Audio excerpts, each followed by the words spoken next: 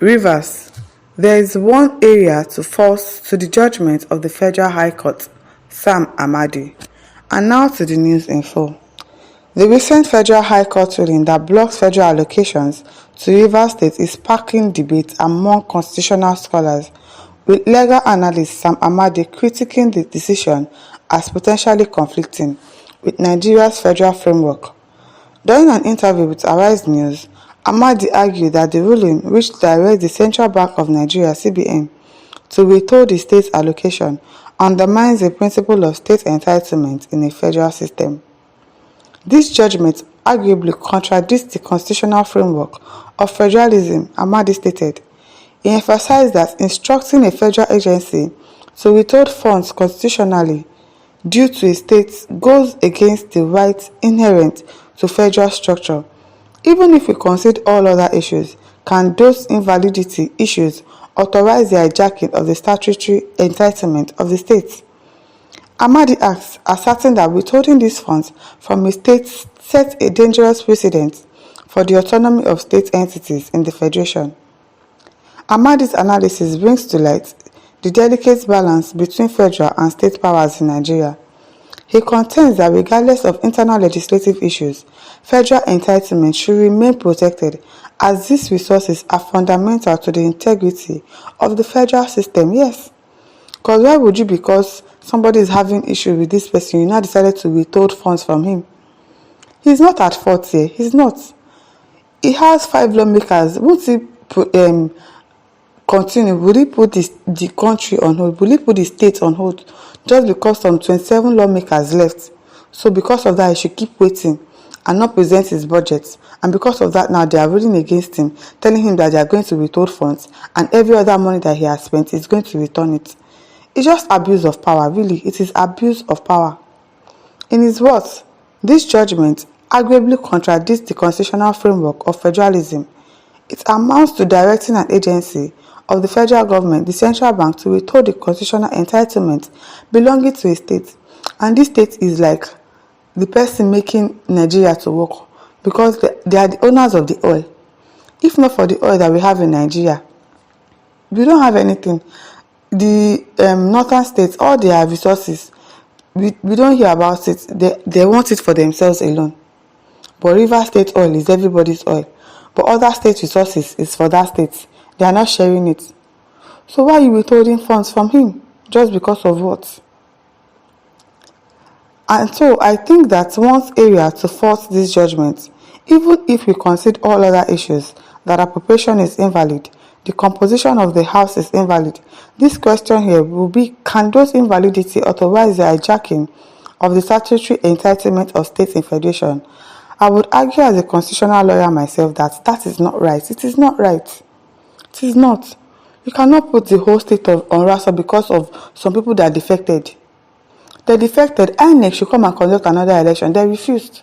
So what will he do? He has to do what he has to do. You cannot just keep waiting and thinking that INEC will conduct the election, or that he just accept those people back and read his budget to them when they actually left the party to another party.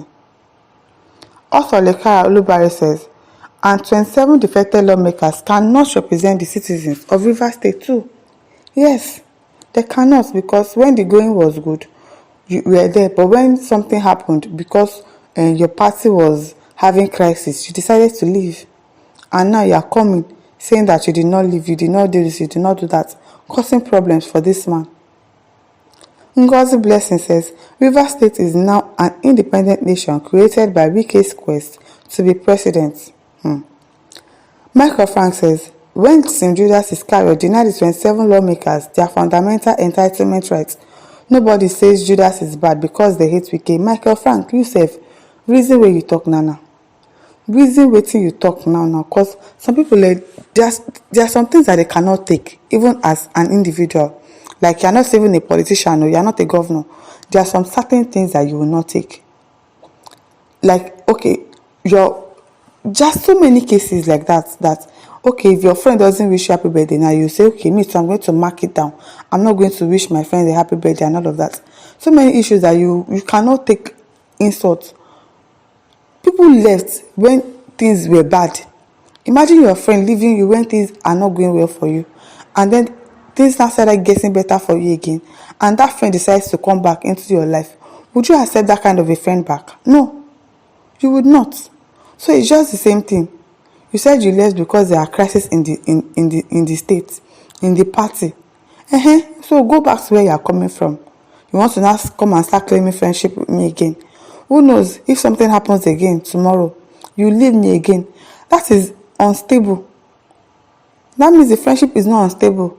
That means whatever it is that is happening between the 27 lawmakers and PDP and Fubara, they are not stable. They don't have loyalty. We have friends. We expect our friends to be loyal to us. If your friend is not loyal to you, always going and coming like fair weather, would you accept them back? No. So there is nothing Judas Iscariot about this issue. The 27 lawmakers left, so they should remain wherever it is that they are. Case Sam is replying to microphones. Just call Fubara your name. Those 27 defected lawbreakers are operating with an ostrich brain. They are running from pillar to pole, trying to contradict evidence associated with their defection, which will not help them get back their seats. They are just wasting their time and busy distracting Governor Sim Fubara, who is less distracted. As directed by their slave master, they will never end well. All of them will end badly. They are losers already. Yes, so. Because I don't understand. Godwin Njemaze says, you have indeed hit the nail on the head. How shallow are some of our today's judges? Our judges, it is well with them, where they can be carried away by somebody building a house for them, buying a car for you, and because of that, you do something wrong and you rule it as being right. You see black, you call it white. You cannot speak the truth, and you claim to know the Constitution, and you claim that you are a lawyer, you are a judge, and yet you are not doing what is right. Kufere Banga says the judge is a charge and bail judge, and she brought her way to that place. How can a case is in Supreme Court and you went ahead and passed judgment? If the chief judge is not charge and bail, she will jail that woman. Akpoluma Emmanuel says, in the contrary, it protects the principle of state entitlement within constitutional democracy. The issue of federalism doesn't hold ground under a centralized unitary federation like Nigeria. Invariably, that is why we are calling for restructuring Nigeria in line with fiscal federalism. It is well. It is really well. Chukwumobi says, Nigeria leaders are lawbreakers. They are just turning laws upside down.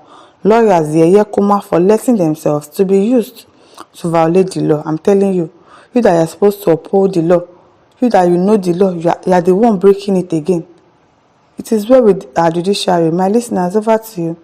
Leave your thoughts in the comment section. Don't forget to like, to share, and subscribe. Thank you for listening. See you some other time. Bye.